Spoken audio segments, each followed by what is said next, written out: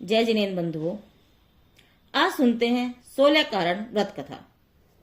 षोडश कारण भावना जो भाई चितधार, कर तिनकी पद की वंदना, कहूँ कथा सुखकार। जम्बूद्वीप संबंधी भरत क्षेत्र के मगध प्रांत में राजगरी नगर है। वहां के राजा हेमपर्व और रानी विजयवती थी। इस राजा के यहाँ महाशर्मा नामक नौकर था। उसकी स्त्री का नाम प्रियंवदा था। इस प्रियंवदा के गर्भ से काल भैरवी नामक एक अत्यंत कुरूपी कन्या उत्पन्न हुई, जिसे देखकर माता पिता आदि सभी स्वजन घृणा करते थे। एक दिन मति सागर नामक चारण मुनि आकाश मार्ग से गमन करते हुए उसी नगर में आए, तो उस महाशर्मा ने अत्यंत भक्ति सहित श्री मुनि को पढ़ाकर विधि पूर्वक आहार दिया और उनसे धर्मोपदेश सुना। उसके पश्चात हाथ जोड़कर विनय पूर्वक पूछा, हे नाथ, यह मेरी काल भैरवी नाम की कन्या किस पाप कर्म के उदय से ऐसी कुरूपी और कुलक्षणी उत्पन्न हुई है, सो कृपया कर कहिए। तब अवधि ज्ञान के धारी श्री मुनिराज कहने लगे, बस सुनो। उज्जैनी नगरी में एक महिपाल नाम का राजा और उसकी वेगावती नाम की रानी थी। इस रानी से विशालाक्षी नाम की एक अत्यंत सुंदर रूपवान कन्या थी, जो कि बहुत रूपवान होने के कारण बहुत अभिमानी थी, और इसी रूप के मद में उसने एक भी सद्गुण न सीखा। यथार्थ है, अहंकारी नरों को विद्या नहीं आती। एक दिन वह कन्या अपनी चित साड़ी में बैठी हुई दर्पण में अपना मुख देख रही थी कि इतने में ज्ञान सूर्य नाम के महातपस्वी श्री मुनिराज उसके घर से आहार लेकर बाहर निकले। सो इस अज्ञानी कन्या ने रूप के मद से मुनि को देखकर खिड़की से मुनि के ऊपर थूक दिया और बहुत हर्षित हुई। परंतु पृथ्वी के समान क्षमावान श्री मुनिराज तो अपनी नीची दृष्टि किए हुए ही चले गए। यह देखकर राजपुरोहित इस कन्या का उन्मत्तपना देखकर उस पर बहुत क्रोधित हुआ और तुरंत ही परासुक जल से श्री मुनिराज का शरीर प्रक्षालन करके बहुत भक्ति से वैयावर्त कर स्तुति की। यह देखकर वह कन्या बहुत लज्जित हुई और अपने किए हुए नीच कर्तव्य पर पश्चाताप करके मुनि के पास गई और नमस्कार करके अपने अपराध की क्षमा मांगी। मुनिराज ने उसको धर्म लाभ कहकर उपदेश दिया। उसके पश्चात वह कन्या वहां से मरकर तेरे घर यह काल भैरवी नाम की कन्या हुई है। इसने जो पूर्व जन्म में मुनि की निंदा व उपसर्ग करके जो घोर पाप किया है, उसी के फल से यह ऐसी कुरूपा हुई है। क्योंकि पूर्व संचित कर्मों का फल भोगे बिना छुटकारा नहीं होता है, इसीलिए अब इसे संभावों से भोगना ही कर्तव्य है और आगे को ऐसे कर्म न बंधे, ऐसा समीचीन उपाय करना योग्य है। अब पुनः वह महाशर्मा बोला, हे प्रभु, आप ही कृपया कर कोई ऐसा उपाय बताइए जिससे यह कन्या अब इस दुख से छुटकर सम्यक सुखों को प्राप्त हुए। तब मुनि महाराज बोले, बस सुनो। संसार में मनुष्यों के लिए कोई भी कार्य असाध्य नहीं है।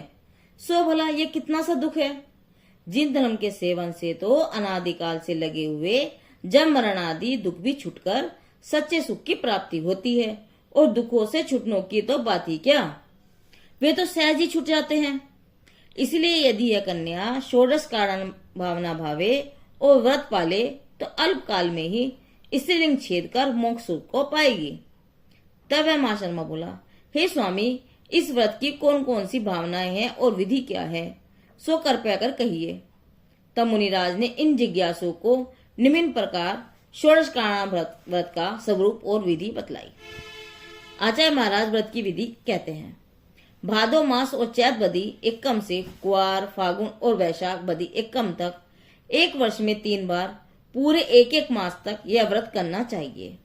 इन दिनों तेला बेला आदि उपवास करे अथवा 1, 2, 3 आदि रस त्याग कर उन्नोद पूर्वक अतिथि या दीन दुखी नर या पशुओं को भोजन आदि देकर एक भुक्त करे।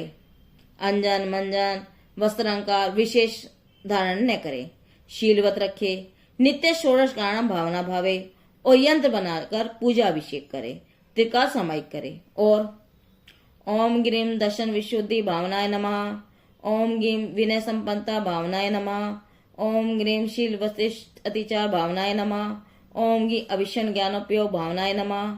ओम ग्रीम समेग भावनाय नमः। ओम ग्रीम शक्ति स्तप त्याग भावनाय नमः। ओम ग्रीम शक्ति स्तप भावनाय नमः। ओम ग्रीम साधु समाधि भावनाय नमः। ओम ग्रीम वैयावर्त्यकरण भावनाय नमः। ओम ग्रीम अहं भक्ति भावनाय नमः। ओम ग्रीम आचार्य भक्ति भावनाय नमः। ओम ग्रीम भविष्युत भक्ति भावनाय नमः।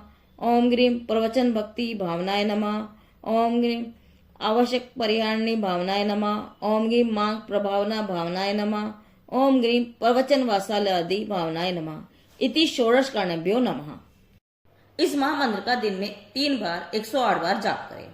इस प्रकार इस व्रत को उत्कृष्ट 16 वर्ष, मध्यम 5 या 2 वर्ष और जघन्य 1 वर्ष करके यथाशक्ति उद्यापन करें। 16-16 उपकरण श्री मंदिर जी में भेंट दें। शास्त्र व विद्यादान करें। सास भंडार खोलें।